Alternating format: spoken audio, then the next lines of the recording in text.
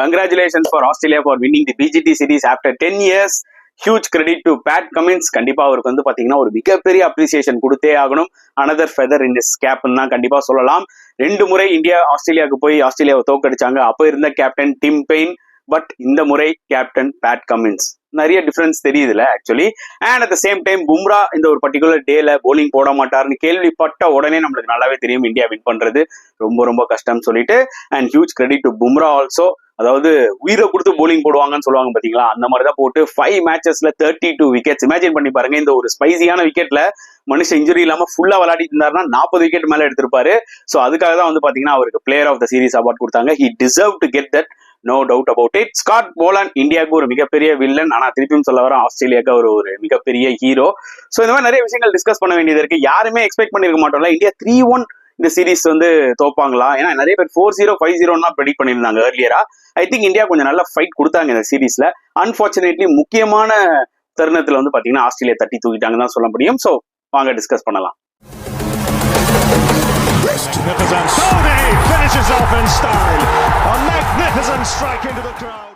வணக்கம் நண்பர்களே, welcome to my channel CCF, உங்கள் cricket with mister cocktail furious. So இப்போ நம்ம டிஸ்கஸ் பண்ண போற topic Australia versus India 5th test match at SCG நடந்து முடிஞ்சிருச்சு. அண்ட் ஆஸ்திரேலியா 6 விக்கெட்ஸ் வித்தியாசத்துல வின் பண்ணி ஆஃப்டர் 10 இயர்ஸ் பார்டர் கவஸ்கர் ட்ராஃபியை ரீக்ளைம் பண்ணியிருக்காங்க. ஸோ இது ஒரு செம மூமெண்ட், அதுல எந்த டவுட்டுமே இல்லை. பிரசன்டேஷன்லேயே தெரிஞ்சது பேட் கமின்ஸ் எவ்வளவு ஹாப்பியா இருந்தாருன்னு சொல்லிட்டு அந்த ட்ராஃபியை தொடும் போது. And entire Australian team were so happy with the series win. ஏன்னா ரொம்ப வருஷமா இதுக்கு வந்து பாத்தீங்கன்னா அவங்க காத்துட்டு இருந்தாங்க. பிகாஸ் இந்தியாவோட டாமினேஷன் இந்த BGTல வந்து பாத்தீங்கன்னா எக்ஸ்ட்ராடினரியா இருந்தது. ஜென்ரலா இந்தியா ஹோம்ல வந்து பாத்தீங்கன்னா BGT வின் பண்ணுவாங்க ஒரு காலகட்டத்துல. பட் ஆஃப்டர் த 2018 இந்தியா வந்து 2 முறை போய் ஆஸ்திரேலியால போய் தொடர்ந்து வின் பண்ணதெல்லாம் வந்து பாத்தீங்கன்னா நிஜமாவே அது ஒரு கிரேட் அச்சீவ்மெண்ட். அதுதான் ஒரு மிகப்பெரிய ஒரு செட்பேக்கா ஆச்சு ஆக்சுவலா ஆஸ்திரேலியாவுக்கு. But some or other this time வந்து பாத்தீங்கன்னா hattrick of victories in Australia அதை வந்து தடுத்துட்டாங்க ஆக்சுவலா பேட் கமின்ஸ் டீம். ஸோ அதுக்கு ஹியூஜ் கிரெடிட் அவங்களுக்கு கொடுத்தே ஆகணும். And at the same time நிறைய டிஃபரன்ஸ் இருக்குங்க. நீங்க நல்லா பாருங்க, லாஸ்ட் 2 முறை இந்தியா போய் ஆஸ்திரேலியால வின் பண்ணாங்க, அதுல எந்த டவுட்டுமே இல்லை. இனி இன்னொருத்த அந்த மாதிரி வின் பண்ணணும்னா பிறந்துதான் வரணும்ன்ற லெவலுக்கு இருக்கு. தொடர்ந்து பேக் டு பேக் ஆஸ்திரேலியால நீங்க டெஸ்ட் சீரிஸ் அடிக்கிறதுலாம் ரொம்ப கஷ்டமான ஒரு விஷயம், புரியுதா உங்களுக்கு? அண்ட் அந்த 2 முறையும் வந்து பாத்தீங்கன்னா டிம் பெயின் தான் கேப்டனா இருந்தாரு. பட் இந்த முறை Pat Cummins, lot of difference இருக்கு, புரியுதா உங்களுக்கு? பேட் கமின்ஸோட கேப்டன்ஷிப் வந்து பாத்தீங்கன்னா அல்டிமேட்டா இருக்கும். அவர் எல்லா பிளேயருக்குமே ஒரு பிளான் வச்சிருப்பாரு, ஒரு ஸ்கெட்ச் வச்சிருப்பாரு. Okay, and also same time கேப்டன்ஷிப்பும் பாதிப்படையாது, அவரோட போலிங்கும் பாதிப்படையாது. அந்த மாதிரி பார்த்துப்பாரு. இந்த ரொட்டேஷன் ஆஃப் போலர்ஸ், யாருக்கு கரெக்டா ரெஸ்ட் கொடுக்கணும், எந்த டைம்ல எடுத்துட்டு வரணும், புரியுதா உங்களுக்கு? அதே மாதிரி எந்த பேட்ஸ்மேனுக்கு எந்த போலர் எடுத்துட்டு வரணும், இந்த பேட்ஸ்மேனுக்கு என்ன ஃபீல்ட் செட் பண்ணணும். ஸோ அவர் அந்த மாதிரி செட் பண்ணும்போது அதுக்கேற்ற மாதிரி அவங்க போலர்ஸும் ரெஸ்பாண்ட் பண்றாங்க பாத்தீங்களா. Obviously it's champion team. கண்டிப்பா ஒண்ணு வேணா சொல்லலாம், இந்தியா பேட்டிங் மாதிரி அவங்க பேட்டிங்கும் கொஞ்சம் வல்னரபிளா இருக்கு. ஒரு லாஸ்ட் 2-3 வருஷமா அவங்களும் சரி கிடையாதுன்ட்டு. பட் கீ மூமெண்ட்ஸ்ல அவங்க வின் பண்றாங்களா, that is what is more important. End of the day cricket is a team game.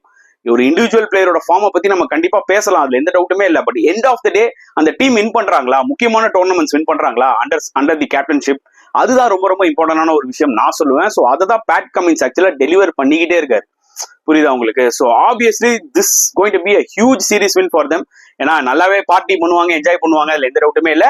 when it comes to India, நான் ஒரு விஷயம் சொல்றேன். இந்த சீரிஸ் ஸ்டார்ட் பண்றதுக்கு முன்னாடி எல்லாரோட இன்டென்ஷனும் என்ன இருந்தது, ஐயோ இந்தியாவா இப்பதான் 3-0 ஹோம்லேயே நியூசிலாண்டோட தோத்துட்டாங்க, அங்க போய் ஆஸ்திரேலியாவோட என்ன ஆட போறாங்க இந்த டீமை வச்சுக்கிட்டுன்னு நிறைய பேர் 5-0 சொன்னாங்க, 4-0 சொன்னாங்க, 4-1 சொன்னாங்க, எல்லாமே சொன்னாங்க. ஆனா 3-1 சொல்லி இன்னைக்கு இந்தியா வந்து இந்த சீரிஸை தோக்கும் போது நம்மளுக்கு என்ன தோணுதுன்னா, பரவாயில்லடா 3-1 வரைக்கும் எடுத்துட்டு வந்திருக்காங்களா அப்படின்னு. இன்ஃபேக்ட் கடைசி டெஸ்ட் மேட்ச் வரைக்கும் பாத்தீங்கன்னா இந்த சீரிஸை அலைவா வச்சிருந்தாங்க இந்தியா. ஸோ அதுவே ஒரு மிகப்பெரிய ஒரு ஃபைட்டுன்னு நான் சொல்லுவேன். சின்ன சின்ன இம்பார்ட்டன்ட் மூமெண்ட்ஸை கோட்டை விட்டாங்க, அதுல எந்த டவுட்டுமே கிடையாது. But still at least India showed some fight. அதுக்கு முக்கியமான காரணம் விரல விட்டு சொல்லலாம். ஒன்னு ஜஸ்பிரீத் பும்ரா, இன்னொன்னு SSV ஜெய்ஸ்வால். இவங்க 2 பேருமே ரொம்ப கீ ஃபேக்டரா இருந்தாங்க இந்த டெஸ்ட் சீரிஸ்ல. அண்ட் ஜஸ்பிரீத் பும்ராக்கு ஈக்குவலா யாருமே கிடையாது. நான் பேட்டிங் பாயிண்ட் ஆஃப் வியூல SSV ஜெய்ஸ்வால்னு சொன்னேன். ஆனா ஓவரால் நம்ம வந்து ஹியூஜ் கிரெடிட் ஜஸ்பிரீத் பும்ராக்கு தான் கொடுத்தாகணும். அன்பார்ச்சுனேட்லி இன்னைக்கு இந்த டே 3ல இம்பார்ட்டன்ட் டே 3ல அவரால் வந்து போலிங் போட முடியல. ஏன்னா அவருக்கு இருந்த அந்த back spasm, they don't want to risk. Batting வேணா போய் ஆடுங்க, பட் போலிங் போட வேணாம்னு சொல்லி ஐ திங்க் அட்வைஸ் பண்ணியிருக்காங்கன்னு நினைக்கிறேன் ஜஸ்பிரீத் பும்ராக்கு. It's okay. சம்டைம்ஸ் வந்து நீங்க ஒரு விஷயம் புரிஞ்சுக்கணும், பேக் ஸ்பாசம்ஸ் ரொம்ப டேஞ்சரஸான ஒரு விஷயங்க. ஏன்னா அது வந்து அந்த இன்ஜுரி ரொம்ப நாள் வந்து ப்ரொலாங் ஆகும். திடீர்னு 1 வருஷம் 1.5 வருஷம் கிரிக்கெட்டே விளையாடாத மாதிரி ஆயிடும். ஸோ இப்போ வந்து இம்பார்ட்டன்ட் டோர்னமெண்ட்ஸ்லாம் இந்தியாவுக்கு வருது, அதனால மேபி அந்த ஒரு டிசிஷன் எடுத்திருப்பாங்க. அண்ட் பும்ரா ரொம்ப ஃபீல் பண்ணாரு, ஏன்னா அவர் தான் பிளேயர் ஆஃப் த சீரிஸ் ஆக்சுவலா அவார்ட் வாங்கினாரு. அப்ப என்ன சொன்னாருன்னா, இந்த மாதிரி ஒரு ஸ்பைசி விக்கெட்ல என்னால வந்து ஃபுல் டெஸ்ட் மேட்ச் போட முடியலன்ற ஒரு வருத்தம் இருக்குன்னு. கண்டிப்பாங்க ஏங்க, எம்சிஜி பிளாட் ட்ராக்ல எல்லாம் அந்த மனுஷன் 9 விக்கெட் எடுத்திருக்காருங்க. இந்த விக்கெட்ல எல்லாம் அடிச்சு நொறுக்கிருப்பாரு. In fact 32 wickets எடுத்தாருல. இந்த ஒரு டெஸ்ட் மேட்ச்ல அவர் ஃபுல்லா போட்டுருந்தாருன்னா ஷூரா 40 விக்கெட்ஸ் மேல இந்த சீரீஸ்ல எடுத்திருப்பாரு. அதெல்லாம் அவுட்ஸ்டாண்டிங்கா இருந்திருக்கும். 32 வந்து பாத்தீங்கன்னா ஆணு வாய பழகுறாங்க ஆஸ்திரேலியன் ஃபார்மல் பிளேயர்ஸ்லாம். ஸோ அதனால கரெக்டா அவருக்கு தான் பிளேயர் ஆஃப் த சீரீஸ் கொடுத்தாங்க. It deserve to get that. அதுல எந்த டவுட்டுமே இல்ல. Obviously it was Australia versus இந்தியாவா இந்த சீரீஸ்ன்னு கேட்டீங்கன்னா கண்டிப்பா நம்ம ஆஸ்திரேலியா வர்சஸ் பும்ரா தான் நம்ம சொல்லி ஆகணும். அந்த மாதிரி தான் பும்ராவோட கேம் இருந்துச்சு. அண்ட் மற்ற பிளேயர்ஸ்லாம் வந்து பாத்தீங்கன்னா அந்த அளவுக்கு ரொம்ப டிசப்பாயிண்ட் பண்ணிட்டாங்க இந்தியாவை. Apart from Jasprit Bumrah and Jaiswal to some extent KL ராகுல் நம்ம சொல்லலாம். சோ நிறைய விஷயங்கள் இருக்கு டிஸ்கஸ் பண்ண. இந்த மேட்சை பத்தி நம்ம சொல்லணும்னா பும்ரா இல்ல டே ஸ்டார்ட் ஆகும்போது வந்து பாத்தீங்கன்னா ஃபர்ஸ்ட் நம்மளுக்கு என்ன தோணுச்சுன்னா வாஷிங்டன் சுந்தரும் ஜடேஜாவும் ஒரு எக்ஸ்ட்ரா ஒரு 45 ரன்ஸ் அடிப்பாங்களா. என்னோட ஆக்சுவலா மைண்ட்ல இருந்தது அதுதான். நான் அதுதான் லைவ்லயும் டிஸ்கஸ் பண்ணேன் நிறைய பேர்கிட்ட. எக்ஸ்ட்ரா ஒரு 40 ரன்ஸ் ஒரு 185 190 டார்கெட் செட் பண்ணா அதுவே கொஞ்சம் ப்ரெஷரா இருக்கும் இந்த விக்கெட்ல நான் சொல்லியிருந்தேன். ஜஸ்பிரீத் பும்ரா இருக்காரோ இல்லையா ஒரு 190ன்றதே ஒரு பெரிய ஸ்கோர்ன்ற மாதிரி சொல்லியிருந்தேன். புரியுதா உங்களுக்கு? நிறைய பேர் வந்து ஒரு உணர்ச்சி வசப்பட்டு 240 230 230 ஏன்னா அதெல்லாம் வாய்ப்பே கிடையாதுங்க. ஏன்னா இந்த விக்கெட்ல ஆடுறது ரொம்ப கஷ்டம். குவாலிட்டி ஆஃப் ஆஸ்திரேலியன் போலர்ஸ் வந்து பாத்தீங்கன்னா வேற லெவல்ல இருக்கும். அவங்க செக் வச்சுக்கிட்டே இருப்பாங்க. நீங்க போயிட்டு அங்க போய் செட்டிலும் ஆக முடியாது இந்த விக்கெட்ல. நீங்க அடிச்சு விளையாடணும். நீங்க அடிச்சு விளையாடும் போது நடுவில் ஒரு பால் நல்ல பால் போட்டா நீங்க அவுட் ஆயிடுவீங்க. எக்ஸாக்ட்லி ஜடேஜா அதான் ஆச்சு. அதே மாதிரி தான் வாஷிங்டன் சுந்தரம் அவுட் ஆனாரு. புரியுதா உங்களுக்கு? 162 டார்கெட் போது எனக்கு என்ன ஃபீல் ஆச்சுன்னா வித்தவுட் ஜஸ்பிரீத் பும்ரா கஷ்டம். பட் ஸ்டில் இந்தியா ஃபைட் கொடுத்தாங்க. பட் அந்த ஃபைட்டுக்கு முன்னாடி முதல் 2 ஓவர் இந்தியா போலிங் போட்ட விதம் எஸ்பெஷலி முகமது சிராஜ் நிஜமாவே ரொம்ப டிசப்பாயிண்டிங்கா இருந்ததுங்க. அடிச்சது 162 ரன்ஸ். நீங்க wide boundary no ball boundary அதெல்லாம் வந்து அன்அக்செப்டபிளா இருந்தது. ஏன் சிராஜ் வேணா வந்து பாத்தீங்கன்னா இந்த ஓவரால் இந்த சீரீஸ்ல 20 விக்கெட்ஸ் எடுத்திருக்கலாம். இன்டர்நேஷனல் கிரிக்கெட்ல 100 விக்கெட்ஸ் அச்சீவ் பண்ணிருக்கலாம். அவர் வந்து 5 டெஸ்ட் மேட்ச்மே வந்து பாத்தீங்கன்னா as given is full energy. அது எல்லாமே ஓகேங்க. But end of the day match winning performances ஒன்னு இருக்குல்ல. As he has showed clearly showed in MCG second அந்த ஒரு பர்டிகுலர் இன்னிங்ஸ்ல. பட் இங்க ஃபர்ஸ்ட் இன்னிங்ஸ்ல கூட நல்லா போட்டாரு எஸ்சிஜில. பட் செகண்ட் இன்னிங்ஸ்ல அவர் மேல எக்ஸ்பெக்டேஷன்ஸ் அதிகமா இருந்தது. எப்போ பும்ரா இல்லையோ அந்த ஒரு லீட வந்து பாத்தீங்கன்னா சிராஜ் தான் எடுத்துருக்கணும். பட் பிரசித் கிருஷ்ணா நல்லா போட்டு ஃபர்ஸ்ட் 3 விக்கெட்ஸ் எடுத்தாரு. அப்புறமா தான் கம்பேக் ஆகி கவாஜா விக்கெட் சிராஜ் எடுத்தாரு. சோ அங்க வந்து திருப்பியும் ஒரு டிசப்பாயின்மெண்ட் ஃப்ரம் சிராஜ். என்னப்பா அவனுக்கு இதை விட ஒரு ஆப்பர்ச்சுனிட்டி கிடைச்சிருக்கும். இந்த மாதிரி ஒரு ஸ்பைசி விக்கெட் தூக்கி உள்ள போட்டு விக்கெட் எடுப்பியா அதை விட்டு எக்ஸ்ட்ரா ரன்ஸ் கொடுத்துட்டு இருந்தாரு. பேட்ஸ்மேன் அடிச்சு ரன் எடுக்கிறதா கூட ஓகே பரவாயில்லன்னு சொல்லலாம். ஆனா அவரே ரன் கொடுத்திருந்தது வந்து பாத்தீங்கன்னா ரொம்ப டிசப்பாயிண்டடா இருந்தது. ஃபர்ஸ்ட் 3 ஓவர்ஸ்ல 32 ரன்ஸ் எல்லாம் வந்து பாத்தீங்கன்னா என்ன சொல்றதுனே ஒண்ணுமே புரியல. பட் ஸ்டில் இந்தியா வேற அந்த ஃப்ளோ. அந்த ஒரு டைம்ல வந்து பாத்தீங்கன்னா லைக் 58 for 3 ஸ்மித் அவுட் ஆனோடனே ஓகே ஒரு அவுட் சைட் சான்ஸ் இருக்குமான்னு ஒன்ஸ் அகைன் வெப்ஸ்டர் செம்ம ஃபைண்டுங்க. அதுல எந்த டவுட்டுமே இல்ல. அதாவது ரொம்ப நாள் காத்திருந்த அந்த ஆப்பர்ச்சுனிட்டின்ற மாதிரி தெரியுது. அவர் பேட்டிங் விளையாடும் போது கரெக்டான டைம்ல மிச்சல் மார்ஷை தூக்கிட்டு உள்ள எத்தனை வந்தாங்க பாருங்க வெப்ஸ்டரை. அது ஒரு கேம் சேஞ்சிங் மூவ்மெண்டா அமைஞ்சிருச்சு. பேட்டிங்ல ஒரு 57 போலிங்லயும் வந்து அப்பப்போ ஒரு விக்கெட் அண்ட் செகண்ட் இன்னிங்ஸ்லயும் வந்து பாத்தீங்கன்னா டிராவிஸ் ஹெட்டோட நின்று அழகா மேட்சை முடிச்சு கொடுத்துட்டு போனாரு. So very good fine for Australia. நல்லா டாலா ஹைட்டா இருக்காரு. அதனால he could able to play that cut shot back foot cover drive எல்லாம் நல்லா விளாடுறாரு. அந்த அவரோட அந்த ஹைட்டை யூஸ் பண்ணி சூப்பரா விளாடுறாரு. அவரோட ஓன் கண்டிஷன்ஸ்ல I think he will be really damn effectiveன்ற மாதிரி தோணுது. ஸோ ஆஸ் எக்ஸ்பெக்டட் ஆஸ்திரேலியா வந்து பாத்தீங்கன்னா அந்த மேட்சை வின் பண்ணிட்டாங்க. ஏன்னா வித்தவுட் பும்ரா இந்தியா வின் பண்றது ரொம்ப கஷ்டமான ஒரு விஷயம். And I can feel the pain. Bumrah பார்க்கும்போது என்னால அந்த பெயினை வந்து உணர முடியுது. அருமையான ஒரு ஆப்பர்ச்சுனிட்டிடா லெவல் பண்ணி திருப்பி பிஜிடியை ரீடைன் பண்றதுன்னு சொல்லிட்டு. பட் திஸ் இஸ் கிரிக்கெட் இல்ல. நீங்க எல்லா தடவையும் வந்து பாத்தீங்கன்னா வின் பண்ணிட்டே இருக்க முடியாது. சம்டைம்ஸ் நடுவுல ஒரு பிரேக் வரதா செய்யும். அந்த ஒரு விஷயம் தான் வந்து இந்தியாவுக்கு ரீசெண்ட் டைம்ஸ்ல நடந்துட்டு இருக்கு under the coach of Gautam Gambhir. அதை கண்டிப்பா நம்ம டிஸ்கஸ் பண்ணுவோம். அது ஒரு விஷயம். அண்ட் நிறைய கொஸ்டின்ஸ் இருக்கு. கண்டிப்பா வந்து பாத்தீங்கன்னா லைக் இந்தியாவோட பேட்டிங் பத்தி அதிகமா கொஸ்டின்ஸ் இருக்கு. ஜஸ்பிரீத் பும்ரா தவிர வேற எந்த போலருமே இல்லையான்ற மாதிரி அதுக்கு ஒரு கொஸ்டின்ஸ் இருக்கு. செகண்ட் ஒரு 5 டெஸ்ட் மேட்ச் நடத்துறாங்க. 5 டெஸ்ட் மேட்ச் நடத்தும் போது இன்னுமே கொஞ்சம் நடுவில் கொஞ்சம் கேப் கொடுக்கலாமே. ஓகே ஏன்னா 4th டெஸ்ட் மேட்ச்க்கு அப்புறம் இமிடியேட்டா ஒரு 3 டேஸ்ல 5th டெஸ்ட் மேட்ச் நடக்குது. ஓகேங்களா? சோ அதெல்லாம் எனக்கு தெரிஞ்சு பாத்தீங்கன்னா இட்ஸ் டூ ஷார்ட். ஒரு போலர் ரெக்கவர் ஆகிறதுக்கு வந்து பாத்தீங்கன்னா டைமே இல்லைன்னு நான் கண்டிப்பா சொல்லுவேன். சோ இனி ஃபியூச்சர்ல 5 டெஸ்ட் மேட்சஸ் ஆனாங்கன்னா தயவு செஞ்சு ஒரு டெஸ்ட் மேட்ச்க்கும் 5 நாள் கேப் வைங்க. இல்லைன்னா கண்டிப்பா நிறைய இன்ஜுரிஸ் பார்ப்போம். அந்த கேமோட அந்த ஒரு இன்ட்ரெஸ்டே போயிடும். பாருங்க இன்னைக்கு ஒரு முக்கியமான கட்டம். ஓகே இன்னைக்கு ஒரு முக்கியமான கட்டம் டே 3 ஒரு கேம் சேஞ்சிங் டே. ஸோ இந்த ஒரு டைம்ல ஜஸ்பிரீத் பும்ரானால விளையாட முடியல டியூ டு இன்ஜுரி. அதனால 5 டெஸ்ட் மேட்சஸ் என்ன பொறுத்த வரைக்கும் it's too long. Okay but அதுலயும் நீங்க பெருசா கேப் இல்லாம வந்து சில test matches back to back அப்படியே 2-3 டேஸ்ல வைக்கிறீங்கன்னா அது வந்து அன்அக்செப்டபிள் தான் நான் சொல்லுவேன். It is not fair to the bowlers especially. So ஃபியூச்சர்ல அதை கொஞ்சம் யோசிப்பாங்கன்னு நினைக்கிறேன். எனிவேஸ் பேட்டிங் வந்து ரொம்ப கொடுமையா இருந்தது இந்தியாவுக்கு. அதை பத்தி நிறைய அட்ரஸ் பண்ணியே ஆகணும். Experience players like Virat Kohli, Rohit Sharma 2 பேருமே வந்து பாத்தீங்கன்னா சிங்கிள் டிஜிட்ல அவுட் ஆகுறது. விராட் கோலி 9 இன்னிங்ஸ்ல வந்து பாத்தீங்கன்னா 8 இன்னிங்ஸ் ஒரே மாதிரி அவுட் ஆகுறது. இதெல்லாம் வந்து பாத்தீங்கன்னா நிஜமாவே ரொம்ப கவலையா இருக்கு. நீங்க எவ்வளவு வேணா முட்டு கொடுக்கலாம். கிங் ஆஃப் கிங்ஸ் முட்டு கொடுங்க. எனக்கும் விராட் கோலி பிடிக்கும் யா, எனக்கு ரோஹித் சர்மா பிடிக்கும் யா. நானும் அவரோட ஒரு ஹண்ட்ரட்ஸும் எல்லாமே தனியா ஒரு வீடியோவெல்லாம் எடிட் பண்ணி அப்பப்போ நான் ஃப்ரீயா இருக்கும் போது பார்ப்பேன். அப்பா எப்படி விளாட்ன விராட் கோலி அது அப்படின்ற மாதிரி எல்லாருக்குள்ளேயும் மனசுக்குள்ள அந்த ஒரு ஃபேன், அந்த ஒரு ஃபீல் இருக்கதான் செய்யும். ஆனா உண்மையான ஃபேன் எப்படி தெரியுமா இருப்பான், அவர் வந்து பேட் ஃபார்ம்ல இருக்கும் போது கண்டிப்பா அவருக்கு ஒரு சப்போர்ட்டிவா இருப்பான். ஆனா அதே பேட் ஃபார்ம் கண்டினியூ ஆயிட்டே இருக்கும் போது கண்டிப்பா பாத்தீங்கன்னா உனக்கு பிடிச்ச பிளேயரா இருந்தாலும் அந்த ஃபிளா என்னன்றத கண்டிப்பா ஓப்பனா சொல்லுவான். அவன் தான் உண்மையான ஃபேன். நீ அடிக்கவே இல்ல, கண்ட்ரி தோத்துக்கிட்டே இருக்கு, உனக்கு இந்தியா தோக்குறத பத்தி உனக்கு பிரச்சனை இல்ல, உன் ஆளு அடிச்சுக்கிட்டே இருக்கணும், இல்ல உன் ஆள் அடிக்கலன்னா நான் சப்போர்ட் பண்ணிக்கிட்டே இருப்பேன் அப்படின்னு இருக்கிறதுல அர்த்தமே கிடையாதுல. நீ ரன்ஸ் அடிச்சுக்கிட்டே இருந்தா அது வேற விஷயம். ரன்னே அடிக்கல, சிங்கிள் டிஜிட்ல அவுட் ஆயிட்டு போறாருன்னும் போது அது வருத்தத்தை தானே கொடுக்க போகுது. இல்ல ரோஹித் சர்மா வேற நான் ரிட்டையர் ஆக போறது இல்ல அப்படின்ற மாதிரி சொல்லியிருக்காரு. நேத்தே நான் சொன்ன மாதிரி எனக்கு அது கொஞ்சம் கன்ஃபியூஷனா இருக்கு. ஏன்னா அடுத்தது வந்து பாத்தீங்கன்னா அடுத்த சைக்கிள் ஸ்டார்ட் ஆகுது இங்கிலாந்து சீரீஸ்ல இருந்து. ஓகே, WTC அடுத்த சைக்கிள் 2025 to 27. அப்ப இதே ரோஹித் சர்மா விராட் கோலி இன்னும் 2 வருஷம் டெஸ்ட் கிரிக்கெட்ல இதே மாதிரி கண்டினியூ பண்ணுவாங்களா? பட் அதுக்கேற்ற மாதிரி ஃபார்ம் எப்படி அவங்க ரீகெயின் பண்ணுவாங்க? சோ மெனி திங்ஸ் இருக்குல்ல. 50 ஓவர்ஸ்ல கண்டினியூ பண்றது வேற. ஏன்னா ரேரா தான் 50 ஓவர்ஸ் நடக்கும்போது ஒயிட் பால் கிரிக்கெட் நீங்க கொஞ்சம் அக்ரெசிவா ஆடலாம், அது பிரச்சனை இருக்காது. டெஸ்ட் மேட்ச் மாதிரி பாத்தீங்கன்னா சல்லு புல்லுன்னு பாலும் ஒன்னும் பெருசா ஸ்விங் ஆக போறது இல்ல. புரியுதா உங்களுக்கு? பட் என்ன ஆங்கிள் அவங்க 2 பேருமே யோசிக்கிறாங்கன்னு தெரியல. விராட்டுக்கு இன்னொரு 1.5 years கிரிக்கெட் இருக்குன்றது என் மனசுலயுமே இருக்கு. நானே ஒரு சில இடத்துல சொல்லியிருக்கேன். பட் ஸ்டில் அவர் இங்கிலாந்து சீரிஸ் விளையாடுறாருன்னு வச்சுக்கோங்களேன். தட் இங்கிலாந்து சீரிஸ் தான் வந்து பாத்தீங்கன்னா விராட் கோலிக்கு ஒரு மிகப்பெரிய ஒரு டெட்லைனா வந்து அமைய போகுது. Okay, if is going to play that England series அதுக்கு முன்னாடி நிறைய டொமஸ்டிக் மேட்சஸ் ஆடணும், ஒரு ஃப்ளோல போய் அங்க விளையாடினா தான் அவர் சக்சஸ் பார்க்க முடியும். இல்லைன்னா இங்க ஆஸ்திரேலியால என்ன பார்த்தோமோ அதை விட பயங்கரமா இங்கிலாந்துல பார்க்கலாம். ஏன்னா நல்லா ஞாபகம் வச்சுக்கோங்க, ஆஸ்திரேலியன் கண்டிஷன்ஸ்ல நீங்க சைட்வேஸ் மூவ்மெண்ட் தான் பாக்குறீங்க. இங்கிலாந்துல சைட்வேஸ் மூவ்மெண்ட் மட்டும் இருக்காது, பால் வந்து அலையும் அப்படியே அவுட் சைட் ஆஃப் ஸ்டம்ப். புரியுதா உங்களுக்கு? இன்னைக்கு ஆஸ்திரேலியா ஸ்கெட்ச் போட்டு ஆஃப் ஸ்டம்ப் வெளியில தூக்குன மாதிரி இங்கிலாந்து போலர்ஸும் எடுக்க முடியல. இன்னைக்கு வேணா ஆண்டர்சன் இல்லைன்னு நீங்க சொல்லலாம், அதுக்காக வந்து மத்த போலர்ஸ் எல்லாம் போடாம இருக்க மாட்டாங்க. புரியுதா உங்களுக்கு? டார்கெட் ஸ்கெட்ச் எல்லாம் கிளியரா தெரிஞ்சிடும். Easy way of getting Virat Kohli அவுட்னா போலிங் அவுட் சைட் ஆஃப் ஸ்டம்ப்ன்றது வந்து வெட்ட வெளிச்சமா எல்லாருக்குமே தெரிஞ்சிருச்சு. அண்ட் ரோஹித் சர்மா பத்தி I don't have any idea. அவர் தான் டிசைட் பண்ணணும் டீமுக்காக. அவரே வந்து பாத்தீங்கன்னா அந்த மேட்ச்ல இருந்து இறங்கினார் பாத்தீங்களா? அந்த மாதிரி சம்டைம்ஸ் கண்ட்ரிக்காக அவரே என்ன யோசிச்சு பண்ண போறான்னு பார்க்கலாம். But ODI cricket is something totally different. 2 பேருமே வந்து பாத்தீங்கன்னா செமையா விளையாடுவாங்க. They are Beast in ODI cricket, அதுல எந்த டவுட்டுமே இல்ல. அதுலயும் வந்து பாத்தீங்கன்னா இங்கிலாந்து சீரிஸ் அவங்க 2 பேரும் விளையாடினா பெட்டரா இருக்கும்ன்றது என்னோட ஒரு கருத்து. அதுக்கப்புறம் நடக்கணும், அதுக்கு மேல சொல்றதுக்கு எதுவுமே கிடையாது. எஸ், ஓகே, இந்தியா 3-1 தோத்தாச்சு, எல்லாத்தையும் மூட்டையை கட்டுவோம். அதாவது இந்த 5 டெஸ்ட் மேட்சஸ் நான் பயங்கரமா என்ஜாய் பண்ணேன். ஸோ ஒன் லாஸ்ட் டைம் இந்த ஒரு இந்தியா ஜெர்சியை நான் போட்டுட்டு இப்போ இந்த வீடியோ பண்ண வரேன். அதாவது டெஸ்ட் மேட்ச் இந்தியா ஜெர்சியை. ஸோ அதுக்கப்புறம் இதை வந்து பாத்தீங்கன்னா அப்படியே துவைச்சு பேக் பண்ணி பீரோக்குள்ள வச்சிடணும். இதோட ஜூன் மாசம் தான் தேவைப்படும். அது ஒரு புது ஜெர்சியோட உங்களை நான் பார்ப்பேன். அண்ட் இன்னொரு விஷயம் நான் இந்த வீடியோல டிஸ்கஸ் பண்ண போறது என்னன்னு பாத்தீங்கன்னா கம்பீரோட ஏரா. நிறைய பேர் நம்ம சப்ஸ்கிரைபர்ஸே வந்து ரிக்வஸ்ட் பண்ணாங்க, நானே இல்லைனாலும் பேசியிருப்பேன், ரிக்வஸ்ட் பண்ணியிருந்தாங்க, ப்ரோ இந்த GGR பத்தி ஏதாவது பேசுங்களேன். இது வரைக்கும் நீங்க கௌதம் கம்பீர் ஒரு கோச்சிங் ஸ்டீண்டை பத்தி பெருசா பேசினதே இல்லை, அவருக்கு கொஞ்சம் டைம் கொடுப்போம், 6 months 7 months ஆகுது டைம் கொடுப்போம், அதுக்கப்புறம் என்ன பண்றான்னு பார்க்கலாம் தான் சொல்றீங்க தவிர இப்போ அப்படியே ப்ரொலாங் ஆகிட்டே இருக்கு இந்த லாசஸ்லாம். இதை பத்தி நீங்க என்ன ஃபீல் பண்றீங்கன்றத கேட்டாங்க. கண்டிப்பா அவங்களுக்கும் நான் ரெஸ்பெக்ட் கொடுக்கணும்ல, அவங்களுக்கும் ரெஸ்பெக்ட் கொடுக்கணும். அட் சேம் டைம் எனக்கே ஒரு ஃபீல் வந்துச்சு, அதை தான் இந்த வீடியோல சொல்ல போறேன்.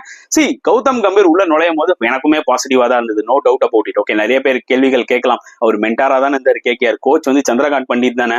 ஸோ KKR வின் பண்ண மெயின் ரீசன் வந்து சந்திரகாந்த் பண்டிட் தான் இருக்கும். இவர் வந்து மென்டாரா சும்மா ஃப்ரண்ட்ல வந்து நின்றுக்கிட்டாரு, அவ்வளவுதான். பட் டிசிஷன் மேக்கிங்லாம் பண்டிட் எடுத்ததா தான் இருக்கும். ஸோ அவருக்கு தான் வேல்யூ அதிகமா கொடுக்கணும். பட் இதை பார்த்து வந்து BCCI வந்து பாத்தீங்கன்னா இவரை கோச்சா போட்டிருக்காங்க இங்க இந்தியாவுக்கு. ஸோ எந்த அளவுக்கு கௌதம் கம்பீருக்கும் பாத்தீங்கன்னா அவே டூர்ஸ்ல எல்லாம் அவர் சரியா பெர்ஃபார்ம் பண்ணதே இல்லை. ஆஸ்திரேலியாலே வந்து பாத்தீங்கன்னா கம்பீர் ஃபெயிலியர் தான், எப்படி அவர் கோச் பண்ண முடியும் ஒரு இந்தியன் டீமுக்குன்ற மாதிரிலாம் கேள்விகள் கேட்டாங்க. பட் என்னதான் இருந்தாலும் எனக்கு என்ன தோணுச்சுன்னா, ஒருவேளை கம்பீர் கிட்ட அந்த ஒரு கோச்சிங் ஸ்கில்ஸ் இருக்கும், we need to give him டைம்ன்ற மாதிரி தோணுச்சு. ஏன்னா அவரோட ஸ்டின்ட்ல வந்து பாத்தீங்கன்னா ஸ்ரீலங்கால போய் அந்த 2-0 ODI சீரிஸ் தோத்தது ஆஃப்டர் லாங் இயர்ஸ், அதுவே ஒரு மிகப்பெரிய அடி. அதை விட தருமடி இது. அந்த அடிக்கு பேர் என்ன சொல்றதுனே தெரியல. இந்தியாவில வந்து 3-0 தோத்தோம் பாத்தீங்களா நியூசிலாண்டோட, அதெல்லாம் இன்னி வரைக்குமே டைஜஸ்ட் பண்ண முடியல. இந்த BGT சீரிஸ் தோத்தது கூட பெருசா வலி இல்லை, திருப்பி அந்த 3-0 நினைக்கும் போது தான் ரொம்ப வலிக்குது. ஸோ அங்க ஒரு ஐ ஓப்பனர் இருந்துச்சு. அதுக்கப்புறம் இப்போ மறுபடியும் BGTலயும் வந்து பாத்தீங்கன்னா இந்தியா அந்த சீரீஸை தோத்தது எனக்கு பிரச்சனை இல்லை, ஆனா அதுக்குள்ள நடந்த எவ்வளவு டாக்டிக்கல் எரர்ஸ்னால நம்ம தோத்தோன்றதை நினைக்கும் போது தான் ரொம்பவே கவலையா இருக்கு. ஏன்னா அந்த டாக்டிக்கல் வேர்டு, ஓகே, ஸ்ட்ராட்டஜிக்கல், இந்த மாதிரி வேர்டை கொண்டு வரணும்னாலே ஆட்டோமேட்டிக்கா கோச் அந்த மேனேஜ்மெண்ட் ஸ்டாஃப்லாம் உள்ள வருவாங்க. புரியுதா உங்களுக்கு? கேப்டன் டிசிஷன் எல்லாமே இருக்கும். நம்ம பிளேயர்ஸை பத்தி குறை சொல்லிட்டோம். Yes, players is the main reason இன்னைக்கு ஃபெயிலியருக்கு, அதுல எந்த டவுட்டுமே இல்லை. But coach should also take the responsibility. இப்ப வேணா கம்பீர் வேணா பாத்தீங்கன்னா போஸ்ட் மேட்ச் பிரஸ் கான்ஃபரன்ஸ்ல வந்து அப்படியே தைரியமா வந்து 2 முறை பேசுறாரு. லாஸ்ட் டைம் பேசினதும் எனக்கு வந்து பாத்தீங்கன்னா அந்த அளவுக்கு பெருசா ஈடுபாடு இல்லை. அவர் பேசின விதம், லைக் ப்ரிவியூல வந்து பேசினார்ல இந்த டெஸ்ட் மேட்சுக்கு முன்னாடி, ஒன்னு டீம்லாம் ஒன்றும் பிரச்சனை இல்லை, டீம்லாம் நல்லா இருக்கு, இன்ஃபேக்ட் நாங்க வந்து சில அதிசயத்தெல்லாம் பண்ண போறோம் அப்பெல்லாம் பயங்கரமா அவரே பில்டப் கொடுத்திருந்தாரு. நீங்க ரெகுலரா பண்ண வேண்டியதை ஒழுங்கா பண்ணீங்கனாலே போதும்பா, நீங்க அதுக்கப்புறமா சில அதிசயத்தெல்லாம் பண்ணுங்க, அது வேற விஷயம்ன்ற மாதிரி தோணுச்சு. பட் இன்னைக்கு தோத்ததுக்கு அப்புறம் வந்து பாத்தீங்கன்னா அப்படி கெத்தா வந்து நானா கோச்சா வந்து அட்ரஸ் பண்றேன்டான்ற மாதிரி வந்தாரு. பட் அவர் பேசின விதம் எனக்கு சுத்தமா பிடிக்கவே இல்லை. ஏன்னா வடிவேல் பேசின மாதிரியே இருந்துச்சு. புரியுதா உங்களுக்கு? வடிவேல் ஜெயிலுக்கு போயிட்டு வந்துட்டு மைக்ல வந்து பேசுவாரு பாத்தீங்களா, அந்த மாதிரி இருந்தது. சீரியஸா எனக்கு அப்படிதான் ஒரு ஃபீல். அதாவது ஏதோ ஒரு பிரின்சிபல் கிட்ட பேரண்ட்ஸ் டீச்சர்ஸ் மீட்டிங் போனோம்னு வச்சுக்கோங்களேன், அந்த பிரின்சிபல் வந்து பேரண்ட்ஸ் கிட்ட பேசினா எப்படி பேசுவாங்க அந்த மாதிரி பேசிட்டு இருக்காரு. எஸ், கௌதம் கம்பீர் கொஞ்சம் அப்படிதான் இருப்பாரு, ஒரு மாதிரி ஸ்டீரியோ டைப்ல தான் இருப்பாரு, எனக்கு புரியுது. பட் ரிப்போர்ட்டர்ஸ் கேள்வி கேட்கறாங்க, அவர் வந்து it's very simple, we lost the match and Australia won the game, it's very simple. It's our batsmen didn't play well, but it doesn't matter that we put our yards, everything, we put our effort, but unfortunately we lost the series, that's it, very simple. என்ன எனக்கு புரியல, என்ன very சிம்பிள்னு சொல்லின்னு இருக்கீங்க? உன்னோட coaching ஸ்டின்ட்ல வந்து ஸ்ரீலங்காவோட நம்ம 2-0 தோத்துட்டோம், அது கூட பரவாயில்ல, இட் ஹேப்பன்ஸ் இன் கிரிக்கெட். 3-0 ஹோம்ல தோக்கும் போதே பயங்கரமா அலாரம் பெல் அடிச்சுது. இங்க வந்து 3-1 நீ தோத்தது கூட பரவாயில்ல. எவ்வளவு மிஸ்டேக்ஸ், எல்லா மேட்ச்லயும் பிளேயிங் லெவன் தப்பு, நல்லா ஞாபகம் வச்சுக்கோங்க. ஆஸ்திரேலியா எவ்வளவு கிளவரா இருந்திருக்காங்கன்னு பாத்துக்கோங்க. இந்த ஒரு பர்டிகுலர் டெஸ்ட் மேட்ச்ல எஸ்சிஜி ஜெனரலா வந்து ட்ரெடிஷனலா நல்ல பேட்டிங் விக்கெட் ஸ்பின் எடுக்கும். ஆனா இது குரூஷியல் மேட்ச்னு தெரிஞ்சு தூக்கி 7mm கிராஸ போட்டு தூக்கிட்டாங்க எஸ்சிஜி விக்கெட்ல. எதுக்காக? ரெண்டு விஷயம். ஒண்ணு, இந்தியா வந்து பேஸ் திணறுவாங்க. ரெண்டாவது, இந்தியாவோட காம்பினேஷன் பிளேயிங் லெவன் என்னவா இருக்க போகுது. அவங்க வாஷிங்டன் சுந்தர், ஜடேஜாவை கண்டிப்பா ஆடுவாங்கன்னு தெரிஞ்சுதான் இந்த விக்கெட்டை ப்ரிப்பேர் பண்ணிருக்காங்க. என்ன ஆச்சு இப்போ? நீ ஆல்ரெடி 3 ஃபாஸ்ட் பவுலர் தான் விளாண்ட. நிதிஷ் ரெட்டி என்னதான் இருந்தாலும் இன்னி வரைக்கும் ஒரு பியூர் ஆல்ரவுண்டர் கிடையாது, ஒரு பார்ட் டைம் பவுலர் மாதிரி தான் போடுறாரு. சோ பும்ரா வந்து பாத்தீங்கன்னா இன்ஜுரி ஆனோடனே இப்போ கிட்ட இருந்தது வெறும் 2 பவுலர். அதுல ஒரு out of form bowler Siraj, இன்னொரு பவுலர் கம்பேக் கொடுக்குறாரு. ஒரே ஒரு டெஸ்ட் மேட்ச் ஆடிட்டு கம்பேக் கொடுக்குறாரு பிரசித் கிருஷ்ணா. எப்படி வேணாலும் இந்த டெஸ்ட் மேட்ச் வின் பண்ண முடியாதுல்ல. சோ எவ்வளவு டாக்டிக்கலா யோசிச்சு அவங்க டிசைட் பண்ணிருக்காங்க பாருங்க, பிச்சை இந்த மாதிரி ரெடி பண்ணணும்னு சொல்லிட்டு. பட் நம்ம என்ன பண்ணோம், இந்த மாதிரி ஒரு விக்கெட்ல வாஷிங்டன் சுந்தரா ஆட வச்சோம். ஓகே, ஆட வச்சுட்டு ஒன்னு அவருக்கு போலிங் கொடுத்துருக்கணும். ஓகே, இல்ல பேட்டிங்ல ஃப்ரண்ட்லயாவது ஆட விட்டுருக்கணும். அதுவும் கிடையாது. தூக்கி அவர் 8ல வந்து இருக்காரு, போலிங்கும் போட மாட்டேங்கிற. வாஷிங்டன் சுந்தரோட ரோல் என்ன ஆக்சுவலா? சோ அதுக்கு பதில் நீ இன்னொரு பியூர் ஃபாஸ்ட் பவுலரே எடுத்துட்டு போயிருக்கலாமே, எஃபெக்டிவா வந்திருக்கும் இந்த விக்கெட்ல. இல்ல ஒரு பியூர் பேட்ஸ்மேன் ஆடி இருக்கலாமே. நிஜமாவே இந்த மாதிரி ஒரு எரர்ஸ் வந்து எப்போ இந்தியன் டீம் லாஸ்டா பண்ணாங்கன்னு என்னால ஆக்சுவலா ஜட்ஜே பண்ண முடியல. அண்டர் த கோச் ஆஃப் ராகுல் Dravid, under the coach of Ravi Shastri, நிஜமாவே அவங்க எடுத்த சில முடிவுகள்லாம் நிறைய கிளிக் ஆயிருக்கு, கொஞ்சம் யோசிச்சு எடுத்த மாதிரி தோணுது. ஆனா அண்டர் கௌதம் கம்பீர் சீரியஸா இந்த மாதிரி ஒரு செலக்ஷன்லாம் எனக்கு வந்து பாத்தீங்கன்னா ஒண்ணுமே புரியல. பிரசித் கிருஷ்ணா இன்னைக்கு போடுறாருல இந்த ஆஸ்திரேலியன் கண்டிஷன்ஸ்ல, பாக்கிறதுக்கே நல்லா இருக்கு. இந்தியா ஏவோட நல்லா போட்டாரு. ஆனா ஃபர்ஸ்ட் மேட்ச்ல ஏன் பிரசித் கிருஷ்ணாக்கு பதில் ஹர்ஷித் ராணாவை டைரக்டா உள்ள எடுத்துட்டு வந்தாங்க? புரியுதா உங்களுக்கு? ஏன்னா ஃபர்ஸ்ட் மேட்ச்ல ஓரளவுக்கு சுமாரா போட்டாரு. செகண்ட் மேட்ச்ல லிட்டரலி டிராவிஸ் ஹெட் எக்ஸ்போஸ் பண்ணாரு. டிராவிஸ் ஹெட்னு இல்ல, மொத்த ஆஸ்திரேலியன் பேட்ஸ்மேன் எக்ஸ்போஸ் பண்ணாங்க. இப்போ அவனை வச்சு செய்யறோம்டா இரான் ஹர்ஷித் ராணா அடிச்சாங்க. அதுக்கப்புறம் டிராப்டு. எதுக்கு அவ்வளவு ஃபாஸ்ட் ட்ராக் பண்ணி உள்ள கொண்டு வரீங்க? நிறைய பேர் சொல்லலாம், எனக்குமே அந்த டவுட் வருது. ஓகே, அவர் கேகேஆருக்கு விளையாடுனதுனால நீங்க இப்போ ஃபாஸ்ட் ட்ராக் பண்ணி உள்ள கொண்டு வந்தீங்களா கௌதம் கம்பீர்ன்ற மாதிரி. இன்னைக்கு பிரசித் கிருஷ்ணா போறதை பார்க்கும்போது டெஃபினட்டா அவர் வந்து பாத்தீங்கன்னா ஹர்ஷித் ராணா பிளேஸ்ல விளையாடிந்தாருன்னா இன்னைக்கு சிட்னி டெஸ்ட் போடும்போது அந்த ஃப்ளோல இருந்திருப்பாரு. இன்னுமே பெட்டரா நம்ம எதிர்பார்த்துக்கலாம். சூப்பரா போட்டாரு. ஓவரால் இந்த டெஸ்ட் மேட்சஸ்ல ஹஸ் டேக்கன் 6 விக்கெட்ஸ். பட் இன்னுமே அவர்கிட்ட இருந்து பெட்டரா இந்த பெர்ஃபார்மன்ஸ் பார்த்திருக்கலாம். சோ இதெல்லாம் கௌதம் கம்பீர் அஸ் கோச்சா அந்த பிளேயிங் லெவன் செலக்ஷனும் சரி, இந்த ஸ்குவாடும் எடுக்கிறதும் சரி, என்ன ஒரு மைண்ட் செட்ல எடுக்கிறாங்க? ஒரு லெஃப்ட் ஆர்ம் சீமர் என்னைக்குமே யூஸ்ஃபுல்லா இருப்பாங்க, கரெக்டா? யாஸ் தயால், கலீல் அஹமத் உள்ள எடுத்துட்டு வந்தாங்க, கலீல் அஹமத் இன்ஜுரி ஆயிட்டார். யாஸ் தயால் உள்ள எடுத்துட்டு போனாங்க, நவ்தீப் சைனி எல்லாம் எடுத்துட்டு போனாங்க, முகேஷ் குமார் எடுத்துட்டு போனாங்க. பட் அவங்க எல்லாரும் திருப்பி வீட்டுக்கு அமிச்சிட்டாங்க. அதுவும் எனக்கு புரியல. பேக்கப்ல ஒரு 2 பேர் வச்சிருக்கலாமே. எனக்கு தெரிஞ்சு இந்த மாதிரி கண்டிஷன்ஸ்ல முகேஷ் குமார்லாம் ரொம்ப எஃபெக்டிவா இருந்திருப்பாரு. ஸ்காட் போலாண்ட் போறதை பார்க்கும்போது நான் ஸ்காட் போலாண்ட் ஈக்குவலா முகேஷ் குமார்னு சொல்ல வரல. பட் ஆனா அந்த லைன்லயே போட்டுட்டு இருப்பாங்களா, அந்த மாதிரி ஒரு போலர் இந்தியாவுக்கு கண்டிப்பா தேவை அவே கண்டிஷன்ஸ்ல. இல்லைன்னா ரொம்ப கஷ்டங்க, கண்டிப்பா ஸ்ட்ரகிள் ஆவாங்க இன்னும் போக போக. ஏன்னா இங்கிலாந்துல போய் அங்க ஒரு 5 டெஸ்ட் மேட்ச், இதுக்கப்புறம் சம்பவம் தான். இப்படியே விளையாடிட்டே இருந்தாங்கன்னா டெஸ்ட் கிரிக்கெட்ல இந்தியால. சோ கௌதம் கம்பீர் நிறைய விஷயத்துக்கு பதில் சொல்லி ஆகணுங்க. வெரி சிம்பிள் சொல்றதுல அர்த்தமே இல்ல. ஏதோ அப்படியே ஷார்ட்டா பேசி முடிச்சிடுறாரு. எதுக்குமே ஒரு ப்ராப்பரான ஒரு ஆன்சரே கிடையாது. உன் பேட்ஸ்மேன் ஃபெயிலியர் ஆயிட்டாங்க. ஓகே, அதே மாதிரி உன் பிளேயிங் லெவல்ல 1008 செலக்ஷன் தப்பு இருக்கு. இது எல்லாமே நீ வந்து ஒத்துக்கணும்னு சொல்ல வரல. பட் அவர் சொல்ற பதில் வந்து பாத்தீங்கன்னா நம்மளுக்கு அட்லீஸ்ட் அது ஓகேடா புரியுது. ஃபர்ஸ்ட் செகண்ட் கரெக்டா தான் அசஸ் பண்ணி சொல்றாரு, எனக்கு புரியுது அவர் என்ன சொல்ல வர்றாரு. அப்படி எதுவுமே இல்லை. ஜஸ்ட் லைக் தட் அப்படியே ஸ்பான்டேனியஸா ஒன் வேர்ட்ல பதில் சொல்றாரு சிலதெல்லாம். அதாவது ரிப்போர்ட்டர்ஸ்க்கு என்ன தோணுனா, இல்ல என்ன எப்படி பேசுறான், கேள்வி கேட்கணுமா வேணாமான்ற மாதிரி தோணுது. சோ கண்டிப்பா கௌதம் கம்பீர் சும்மா வந்து பிரஸ் கான்ஃபரன்ஸ் வந்து அட்ரஸ் பண்றது மட்டும் முக்கியம் கிடையாது.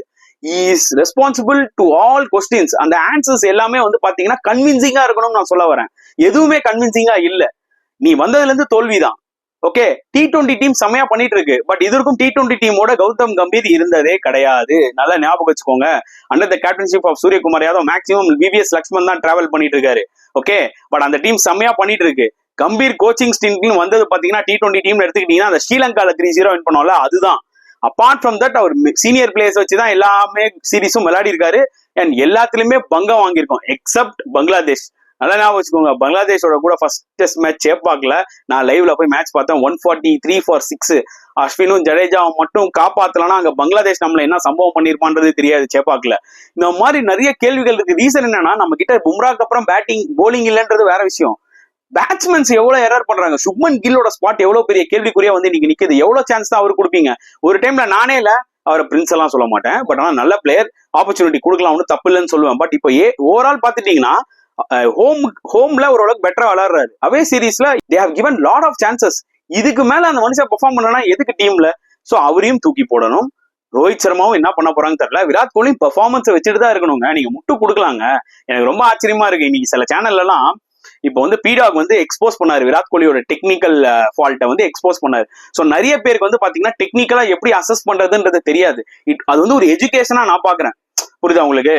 அவர் பாருங்க ஃபீட் எங்க யூஸ் பண்றாரு, கிராஸ் ஸ்டான்ஸ் நிக்கிறாரு, ஸ்ட்ரெயிட் ஸ்டாண்ட் நிக்கிறாரு. அவரோட லெஃப்ட் லெக் வந்து பாத்தீங்கன்னா போலரை நோக்கி நிக்குது.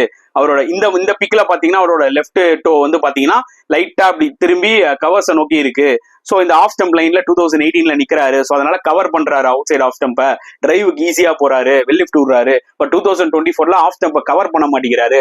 புரியுதா உங்களுக்கு? Front and back trigger movement இருக்கு, ஆட்டோமேட்டிக்கா ஃப்ரண்ட் ஃபுட்லயே ஆடுறாரு. டெக்னிக்கல் ஆஸ்பெக்ட எக்ஸ்போஸ் பண்ணி காமிக்கிறாரு. இது நிறைய பேர் கத்துக்கவும் செய்யலாம். ஆனா சில சேனல்ல முட்டு கொடுக்குறாங்க. அதெல்லாம் என்ன டெக்னிக்கல் ஃபால்ஸ், என்ன ஃப்ரண்ட் பேக் எல்லாம் சில பேர் சொல்றாங்கன்னு சொல்லிட்டு பீடாக ஆக்சுவலா இன்டைரக்டா கலாய்க்கிறாங்க. நான் என்ன சொல்ல வரேன், உன் சேனல்ல உனக்கு டெக்னிக்கலா சொல்ல தெரியலனா உன்னை அதை பத்தி பேசக்கூடாது. ஓகே, நீ முட்டு கொடுக்கறத மட்டும்தான் உன் சேனல்ல பண்றேன்னா அப்ப அந்த யூடியூப் சேனல் பேரை மாத்திடணும்னு நான் சொல்ல வரேன். இப்ப என் சேனல்ல நான் ஒரு இந்தியன் ஃபேன்யா, நான் இந்தியா ஜெர்சி போட்டு தான் நான் பேசுவேன். ஓகே, ஆனா எனக்கு end of the day India win பண்ணணும். That is what. எல்லா பிளேயர்ஸ்க்கும் நம்ம ரெஸ்பெக்ட் கொடுப்போம், இல்லைன்னா கிடையாது. அவுட் ஆஃப் ஃபார்ம்னா அதை வந்து கன்ஸ்ட்ரக்டிவா நம்ம கிரிட்டிசைஸ் பண்ணதான் செய்வோம். Okay, ICT fans, Indian cricket fans வந்து பாத்தீங்கன்னா எல்லாருமே வந்து பாத்தீங்கன்னா முட்டு கொடுப்பாங்கன்னு நான் சொல்ல மாட்டேன். பட் சில பிராக்டிகலான பர்சன்ஸும் இருக்காங்க. அந்த வகையில என்னோட யூடியூப் சேனல்ல நான் அப்படிதான் பேசுவேன். புரியுதா உங்களுக்கு? அந்த மாதிரிதான் மத்த அனாலிசிஸும் சில பேர் பண்ணிட்டு இருக்காங்க. ஆனா சும்மா முட்டு கொடுத்துட்டு ஒரு யூடியூப் சேனல் இப்ப நானும் ரன் பண்ணேன்னு வச்சுக்கோங்களேன், உங்களுக்கு எதுவுமே தெரியாது என்ன நடக்குது கிரிக்கெட்லன்னு சொல்லிட்டு அவங்க பாட்டுக்கு ஃபெயிலியர் ஆயிட்டே இருப்பாங்க. நம்மளும் வந்து செம்ம பெரிய பிளேயரா அவர் வந்து பாருங்க, அதெல்லாம் பரவாயில்ல, இதுக்கு முன்னாடி இவ்வளவு செஞ்சுரிஸ் அடிச்சிருக்காரு, அதனால அப்படியே டீம்லயே வச்சுப்போம், ஒன்னும் பிரச்சனை கிடையாது அப்படி சொல்ல. இனி வரைக்கும் கூட விராட் கோலியோ ரோஹித் சர்மாவோ இவங்களை பத்தி பேசுறதுக்குலாம் நம்மளுக்கு ஒன்றும் பெரிய தகுதி கிடையாது. பட் ஆஸ் அ ரிவ்யூவரா, ஒரு யூடியூபரா இத்தனை வருஷம் ஒரு சேனலை ரன் பண்றோம்னா ஓரளவுக்கு கிரிக்கெட் தெரியும், நம்மளுக்கு நாலேஜ் இருக்கு அப்படின்னு தெரிஞ்சதை வச்சுதான் நம்ம பேசுறோம். அதை நீங்களே யோசிச்சு பாத்துக்கோங்க. எங்க நம்மளோட ஸ்டார் வந்து நிஜமாவே ஜஸ்டிஃபை பண்றாரு அவரோட பிளேஸ்ன்னு. End of the day country win பண்ணணும், அவ்வளவுதான். நீ எவ்வளவு பெரிய பிளேயரா நீ சின்ன பசங்களெல்லாம் கம்பேர் பண்றீங்க. விராட் கோலி வச்சு கில்ல கம்பேர் பண்றாங்க. கில்லுக்குன்னா எவ்வளவு ஆப்பர்ச்சுனிட்டி வருது, விராட் கோலியை மட்டும் கேட்கறீங்க, கில்ல எதுவும் கேள்வி கேட்க மாட்டீங்களான்னு நான் எனக்கு எப்படி தெரியுமா தோணுது, என்னங்கயா நீங்களா பெரிய மனுஷனா இருக்கீங்க, கில்லியும் விராட் கோலியும் சேர்த்து கம்பேர் பண்ணுவீங்களா? அவன் சின்ன பையன், ஓகே ஆட மாட்டேங்கிறான், அவனை டிராப் பண்ணு, நீ கம்பேர் பண்ற? எக்ஸ்பீரியன்ஸ் பிளேயர்ஸ் தானே இன்னைக்கு வந்து இந்தியாவுக்கு வந்து ஒரு மிகப்பெரிய எக்ஸாம்பிள் செட் பண்ணிருக்கணும் இந்த சீரீஸ்ல. சின்ன பசங்க தானே அடிச்சாங்க. எண்ட் ஆஃப் த டே நிதிஷ்குமார் ரெட்டியை பத்தி சில பேருங்க பேசுறாங்க யூடியூப் சேனல்ல. அவர் வந்து டொமஸ்டிக் ரெக்கார்டு வந்து பாத்தீங்கன்னா 20 தான் வச்சிருக்காரு. பட் அவருக்குலாம் வந்து டக்குனு ஆப்பர்ச்சுனிட்டி கொடுத்துறாங்க. ஆப்பர்ச்சுனிட்டி கொடுத்தா அந்த மனுஷன் யூஸ் பண்ணிக்கிட்டாயா. இன்னைக்கு பிஜிடில நீ ஒரு நாள் அட்லீஸ்ட் ஒரு மேட்சாவது வின் பண்ண காரணம் என்னன்னா ஜஸ்பீத் பும்ரா. அதுக்கப்புறம் பார்த்தா முக்கியமான reason Jaiswal and Nitish Kumar Reddy. Okay, நம்ம முட்டு கொடுத்துனே இருக்க முடியாது. எந்நேரமா விராட் கோலிக்கு முட்டு கொடுத்துன்னு இருக்க முடியாது, ரோஹித் சர்மா முட்டு கொடுத்து இருக்க முடியாது, ரோல்ஸ் ராய்ஸ்க்கு வந்து பாத்தீங்கன்னா முட்டு கொடுத்துன்னு இருக்க முடியாது. ஒரு ஸ்டேஜுக்கு மேல பாத்தீங்கன்னா விராட் கோலி பெர்ஃபார்மன்ஸ் இல்லையா, நீங்க கண்டிப்பா கிரிட்டிசைஸ் பண்ணி தான் ஆகணும். ரோஹித் சர்மா பெர்ஃபார்ம் இல்லையா, கண்டிப்பா கிரிட்டிசைஸ் பண்ணி தான் ஆகணும். உங்க ரோல்ஸ் ராய்ஸ் பெர்ஃபார்ம் இல்லையா, அவரையும் கொஸ்டின் பண்ணி தான் ஆகணும். ஓகே, எல்லாருக்குமே முட்டு கொடுத்துனே இருக்க முடியாது. புரியுதா உங்களுக்கு? Experience players should have taken the responsibility in this BGT series. N point அவ்வளவுதான். அதை விட்டு கில்ல குறை சொல்றது, கில்லு வந்து not deserve to be in 11 இன்னைக்கு. ஏன்னா நல்லா விளையாடுறது இல்ல, ஷார்ட் செலெக்ஷன் தப்பா இருக்கு நானும் சொல்ல வரேன், அவரை டிராப் பண்ணுன்ட்டு. அதை விட்டு நிதிஷ்குமார் ரெட்டியை நீங்க எப்படி பிக் பண்ணீங்க? டொமஸ்டிக் ரெக்கார்ட்ல 20 தான் ஆவரேஜ் இருக்குன்னு சொல்றதெல்லாம் அன்அக்செப்டபிளா இல்ல? ஐயோ, சி எதுக்கு ப்ரோ இன்டைரக்டா பேசுறீங்க, டைரக்டா பேசலாமே அப்படின்ற மாதிரி. அப்படி நம்ம டைரக்டா பேச முடியாது. புரியுதா உங்களுக்கு? நிறைய எக்ஸ்வைசட் எல்லாம் இருக்கு. ஆனா சம்டைம்ஸ் நம்ம ஆதங்கத்தை நம்ம சொல்லிதான் ஆகணும். புரியுதா உங்களுக்கு? அட்லீஸ்ட் விளையாடின பிளேயர்ஸ்க்கு அட்லீஸ்ட் அப்ரிசியேஷன் கொடுங்கய்யா. அங்க ஒண்ணுமே விளையாடாத பிளேயருக்குலாம் வந்து பாத்தீங்கன்னா இன்னும் 2 வருஷம் இருக்கு, 3 வருஷம் இருக்கு, அவன் இப்படின்னு பேசுறதுக்கு பதில் அட்லீஸ்ட் விளையாடின யங்ஸ்டர்ஸ்க்கு ரெஸ்பெக்ட் கொடுங்க. ஜெய்ஸ்வாலுக்கு நீ முட்டு கொடுக்குறியா? ஜெய்ஸ்வால் நல்லா விளையாடுறான், அதுக்காக முட்டு கொடுக்குற. ஏன் அதே யங்ஸ்டர் நிதிஷ்குமார் ரெட்டிக்கு முட்டு கொடுக்க மாட்டேங்கிற? புரியுதா உங்களுக்கு? ஏன் வேற யாரோட பிளேஸ் அவன் ஹோல்ட் பண்றானா? பயாஸ்டின் உச்சகட்டமா யாருமே இருக்கக்கூடாது. ஏற்கனவே பாத்தீங்கன்னா இந்த உலகம் வந்து அப்படியே வேற மாதிரி போயின்னு இருக்கு. இவங்களே வந்து யூடியூப் சேனல் இப்படி ரன் பண்றாங்கன்னு வச்சுக்கோங்களேன், பாக்கிறதுக்கே அது நல்லா இருக்காது. அதனால ஹோப்ஃபுல்லி ஃபேரா இருப்பாங்கன்னு நினைக்கிறேன். ஏன்னா மக்கள் இங்க யாரும் முட்டாள் கிடையாது. புரியுதா உங்களுக்கு? ஒரு நிமிஷம் நல்லா நம்ம புரிஞ்சுக்கணுங்க. நம்ம எவ்வளவு பெரிய பிஸ்தா வேணா இருக்கலாம், ஆனா இன்னைக்கு கரண்ட் டேட்ல நம்ம எவ்வளவு சப்பு கட்டு கட்டினாலுமே கடைசியா பொட்டலம் ஆகுறது யாருன்றது கிளியரா தெரியுது. அது எல்லாருக்குமே தெரியும். அதனால let us give credit to the opponents. At the same time, let us give credit to our Indian players who have performed. And at the same time, let's criticize our Indian players who have not performed for a long time. It's not about months. It's not about days. It's about years. 4-5 years வந்து பாத்தீங்கன்னா நம்மளோட main player வந்து perform பண்ணலன்னா கண்டிப்பா கேள்விகள் கேட்கதான் செய்வாங்க. Okay, கமெண்ட்ஸ்ல எவன் வேணா என்ன இதை வேணா கமெண்ட்ஸ்ல போடட்டும், அதை பத்தி ஒரு கவலையும் கிடையாது இங்க. புரியுதா உங்களுக்கு? எனக்கு என் டீம் வின் பண்ணணும்டா, எனக்கு இந்தியா வின் பண்ணணும். அதே எக்ஸ்பீரியன்ஸ் பிளேயர் விராட் கோலி அடிச்சாலும் நம்ம சந்தோஷம் தான் பட போறோம். ஆனா விளையாடலன்னும் போது கிரிட்டிசைஸ் பண்ணதான் செய்யும். 20 மேட்ச்க்கு ஒரு செஞ்சுரி அடிச்சுட்டா தூக்கி தலைமையில தூக்கி வச்சுக்கிறதுல என்ன அர்த்தம் இருக்கு? விராட் கோலி, ரோஹித் சர்மா எல்லாருமே they have made India proud, no doubt about it. I am talking only about test cricket. புரியுதா? உடனே வேற தற்கூரிங்க வந்துருவாங்க. யோ டெஸ்ட் கிரிக்கெட் பத்தி பேசிட்டு இருக்கும்போது ஒன் டேல T20 வேர்ல்ட் கப் வின் பண்ணதெல்லாம் ஞாபகம் இல்லையான்னு சொல்லிட்டு அதெல்லாம் தெரியும்யா. இன்னைக்கு நான் இவ்வளவு எமோஷனலா பேசுறேன்னா அது உண்மையான ஒரு இந்தியன் ஃபேனா இருக்கிறதுனாலதான் பேசுறேன். இன்னைக்கு விராட் கோலி அடிக்கல ரோஹித் சர்மா ஃபேன் சந்தோஷப்படுறதும், ரோஹித் சர்மா அடிக்கல விராட் கோலி ஃபேன் சந்தோஷப்படுற ஆள் நான் கிடையாது. என் கண்ட்ரி தோத்துடுச்சுறாங்க 3-1 பிஜிடின்ற கவலையில நான் இங்க உட்காந்துட்டு இருப்பேன். ஓகே, நீ தொடச்சு போட்டு போயிடுவ, அவ்வளவுதான். நம்ம தலைவன் ஆடலையா, ஓகே சீரிஸ் முடிஞ்சிச்சு, ரைட் விட, அப்படியே காத்தா விட்டுருவோம், ஐபிஎல் வரும், அப்படியே சைட்ல விட்டுக்கோ அப்படின்னு போயினே இருக்கலாம் அப்படின்ற மாதிரி நினைப்பேன். நான் அப்படி இருக்க முடியாது. எனக்கு கண்ட்ரி தோத்துச்சுன்னா என்னால தூங்க முடியாது. புரியுதா உனக்கு? அதனால எல்லா பிளேயர்ஸும் ஒண்ணுதான், கண்ட்ரிக்காக ஆடணும், கண்ட்ரியை வின் பண்ண வைக்கணும். அதை தான் நான் ஆஸ்திரேலியன் டீம் கிட்ட இருந்து இந்த ஒரு பர்டிகுலர் சீரீஸ்ல பார்த்தேன். ஓகே, நீ எவ்வளவு பெரிய பிஸ்தா பிளேயரா இரு மிச்சல் மார்ஷ், நீ வந்து T20 வேர்ல்ட் கப் டீமை கூட லீட் பண்ணிருக்கலாம். நீ இங்க ஃபார்ம்ல இல்லைன்னா உன்னை நாங்க தூக்கிடுவோம். போஸ்ட் மேட்ச் பிரஸ் கான்ஃபரன்ஸ்ல நேரா நறுக்குன்னு சொன்னான். போஸ்ட் மேட்ச்ல இல்ல, ப்ரிவியூல சொன்னான் பேட் கமின்ஸ். மிச்சல் மார்ஷை டிராப் பண்ணிட்டோம் ஏன்னா பெர்ஃபார்மன்ஸ் சரியில்லை, அப்படியே ஸ்ட்ரெயிட்டா அடிக்கிறான். இந்த மாதிரி டீம் தான் வந்து பாத்தீங்கன்னா அதிக டோர்னமெண்ட் அடிப்பாங்க. இந்தியா அப்படி இருக்கணும்னு நான் சொல்ல வரல, பட் அட்லீஸ்ட் ஒரு ஸ்டேஜுக்கு மேல அட்லீஸ்ட் நம்ம ஓப்பன் அப் ஆகணும்ன்றதா சொல்ல வரேன். அது பிசிசிஐயா இருக்கட்டும், இல்ல நம்மளோட கோச் கௌதம் கம்பீரா இருக்கட்டும், இல்ல நம்மளோட இந்தியன் கிரிக்கெட் ஃபேன்ஸ் இருக்காங்க பாத்தீங்களா அவங்களா இருக்கட்டும், இல்ல நம்ம ஐபிஎல் கிடோஸ் இருக்காங்க பாத்தீங்களா அவங்களா இருக்கட்டும், எல்லாருமே ஒரு ஸ்டேஜுக்கு மேல ஓப்பன் அப் ஆகிற டைம் இது வந்துருச்சுன்னு தான் நான் சொல்லுவேன். அடுத்த டெஸ்ட் சீரிஸ் ஜூன் மாசம் தான். அதுக்குள்ள வந்து பாத்தீங்கன்னா நியூசிலாந்து டெஸ்ட் சீரிஸை மறந்துடுவோம், அப்புறம் பிஜிடி லாஸையும் மறந்துடுவோம், எல்லாம் மறந்து இப்ப நம்மளோட ஃபோக்கஸ் ஃபுல்லா இப்ப சாம்பியன்ஸ் ட்ராஃபி அப்புறம் ஐபிஎல்ல போயிடும். ஐபிஎல் ஒண்ணு நடந்து முடிஞ்சோடனே வந்து பாத்தீங்கன்னா அதுக்கு முன்னாடி வரைக்கும் இந்தியா என்ன பண்ணாங்கன்னு எவனுக்குமே ஞாபகம் இருக்காது. திருப்பி அடுத்த சீரிஸ் ஸ்டார்ட் பண்ணும் போதே இங்கிலாந்து போட்டலாம் டீம்டா வேலைக்கு ஆகாதரா, அச்சு தூக்கிடுவாங்கடா நம்ம ஆளுங்க, அவனா 1.5 பிளேயரா அப்படின்னு சொல்லி மறுபடியும் நம்மளுக்கு ரிவர்ஸ் போட்டலாம் அடிச்சு அனுப்புவாங்க.